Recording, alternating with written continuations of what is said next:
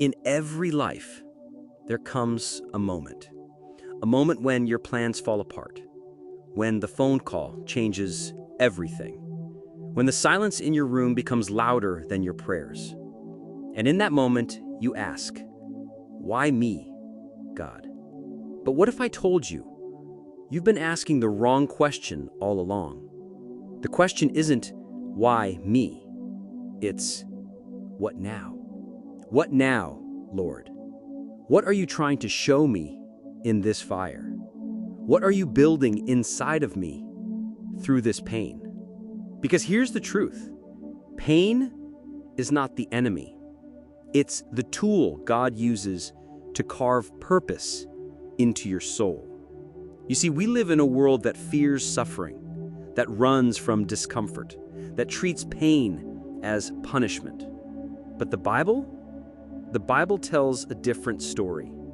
Psalm 34:18 says, "The Lord is close to the brokenhearted and saves those who are crushed in spirit." God isn't watching from a distance while you struggle. He's closest when it hurts the most. Think about that. Your tears are not lost. Your pain is not wasted. It's sacred. And I want you to hear me on this. Some of the strongest people you've ever met have walked through hell and kept walking. Not because they were stronger than you, but because they learned something in that fire. Something the comfortable will never understand. They learned that every setback carries a secret. Every heartbreak contains a seed. Every failure hides a lesson. And when you stop running from your pain, you start learning from it. Viktor Frankl, a survivor of Auschwitz, wrote one of the most powerful books ever published, Man's Search for Meaning. He was stripped of everything: his family, his home, his dignity, his future. And yet, he said this: those who have a why to live can bear almost any how. That why, that deep, soul-rooted purpose, it doesn't come from success. It comes from the wilderness, from the dark nights of the soul, from the prayers whispered through tears, from the days when you almost gave up, but didn't. Let me tell you what pain does for you. It reveals what's real. It removes what's fake. It rewires what's broken. Pain is a divine spotlight. It shows you who you are and who you're not. And if you listen closely, it'll also show you who you're becoming. Romans 8:18 says, "I consider that our present sufferings are not worth comparing with the glory that will be revealed in us." You may not feel it now, but something glorious is being prepared. That storm that nearly broke you, it's teaching you how to walk on water. That loss that shattered your heart, it's making space for deeper love. That betrayal that wrecked your trust, it's building discernment.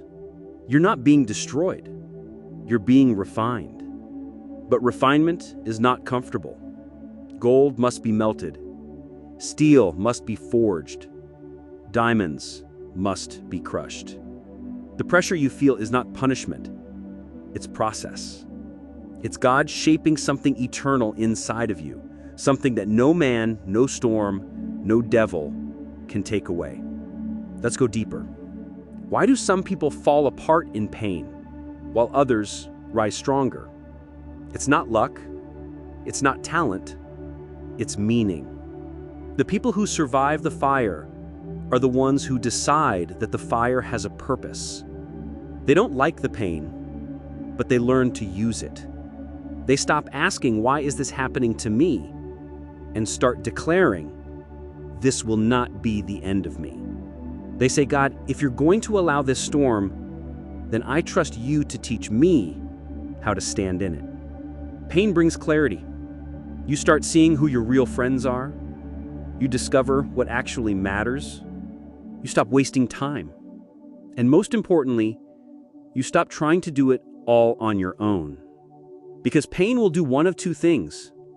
It will either make you bitter, or it will bring you to your knees, where healing begins. Here's the shift. Instead of seeing pain as an interruption, start seeing it as an invitation to grow, to surrender, to evolve, to step into a version of yourself that only pain could produce. You want to become wise? You'll walk through confusion. You want to become strong? You'll lift the weight of sorrow. You want to become compassionate? You'll feel what it's like to be broken. Because we do not become better by avoiding pain. We become better by walking through it with God. Let me speak to your soul now. You are not weak because you're tired. You are not lost because you're doubting. You are not unworthy because you're hurting. You're human. And God is not ashamed of your humanity. He meets you there, right in the middle of the chaos, right in the middle of your mess, right in the middle of your storm. And He says, I'm still here.